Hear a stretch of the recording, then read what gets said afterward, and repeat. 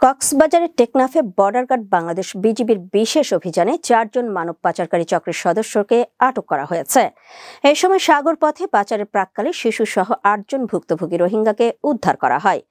18 November সকালে Teknaf border guard Bangladesh 2 বিজিবির অধিনায়ক লেফটেন্যান্ট কর্নেল আশিকুর রহমান এই তথ্য নিশ্চিত করেন। তিনি জানান, টেকনাফের সাবরাং উপকূলীয় সীমান্ত দিয়ে মানব পাচারের খবরে গোপন আস্তানায় অভিযান চালানো হয়। এ সময় মানব পাচারকারী চক্রের হাতে বন্দী 8 জন ভুক্তভোগীকে উদ্ধার এবং 4 জন পাচারকারীকে আটক করা হয়। বিজিবি সূত্রে জানা গেছে, টেকনাফের সাবরাং ইউনিয়নের পানছড়ি এলাকার মৃত আফাজ উদ্দিনের পুত্র আব্দুল মোতালেব ওরফে কালা বদ্দার বসত ঘরে মানব পাচারকারীরা বিদেশগামী বেশ কয়েকজনকে আটকে রেখেছে।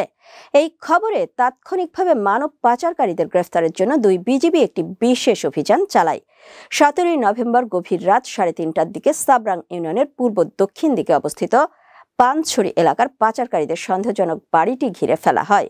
এ সময় বিজিবি সদস্যদের উপস্থিতি টের পেয়ে পাচারকারী চক্রের কয়েকজন রাতের আধারে সুকৌশলে পালিয়ে যায়। তবে এ সময় 4 জন মানব পাচারকারীকে আটক করতে সক্ষম হয় এবং তল্লাশি করে ভুক্তভোগী 6 জন নারী ও 2 জন শিশুকে অক্ষত অবস্থায় উদ্ধার করা হয়। এদিকে উদ্ধার হওয়া ভুক্তভোগীরা জানান, বিদেশে উচ্চ বেতনের চাকরি, সুবিধাজনক কর্মসংস্থান, দ্রুত ধনী হওয়ার স্বপ্ন, অল্প খরচে বিদেশ যাত্রা এবং বিনা অর্থে বিদেশ গমন ও পরবর্তীতে চাকরির বেতনে বকেয়া পরিশোধের সুযোগ দেখিয়ে তাদের প্রলোভন দেখানো হয়।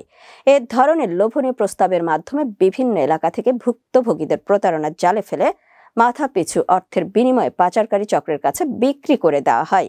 এ বিষয়ে জানতে টেকনাফ 2 বিজিবি অধিনায়ক লেফটেন্যান্ট কর্নেল আশিকুর রহমান বলেন, অপরাধীদের জন্য টেকনাফ সীমান্তের পাহাড় থেকে সমুদ্রের জলসীমা পর্যন্ত 1 ইঞ্চি জায়গাও নিরাপদ নয়।